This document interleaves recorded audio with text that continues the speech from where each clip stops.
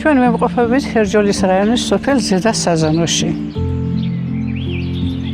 2019-ში გავიხსენით და არ არსებობს ქვეყანა, საიდანაც არ გყოლოდა ჩვენ სტუმრები. ეს იყო მიტოვებული სახლი. მხოლოდ ზაფხულში ჩამოვდიოდით. ჩემმა შვილმა გადაწყვეტა, რომ იმერული ოდა შეეძინა. შენარჩუნებულია ყველაფერი იერსახე, არის 170 წლის, აი ხის სუნი დგას შიგნით. ახალი ჩაყრილი ვენახი, რომელიც უკვე შარშან მივიღეთ პირველი მოსავალი. ჩვენი რესტორანი მუშაობს იმერულ კერძებზე. მე როგორც სვანი ვაცხობ ამ დროს კუბდარებს, ფეტვიან ხაჭაპურებს, ჭადებს, ჭიშდვარებს. მასტერკლასებს ვაწყობთ კიდე დამსვენებლებისათვის, რომელიც ძალიან მოსწონთ. თონეში პურის ჩაწყობა, ჩურჩხელების ამოვლებას ვასწავლეთ.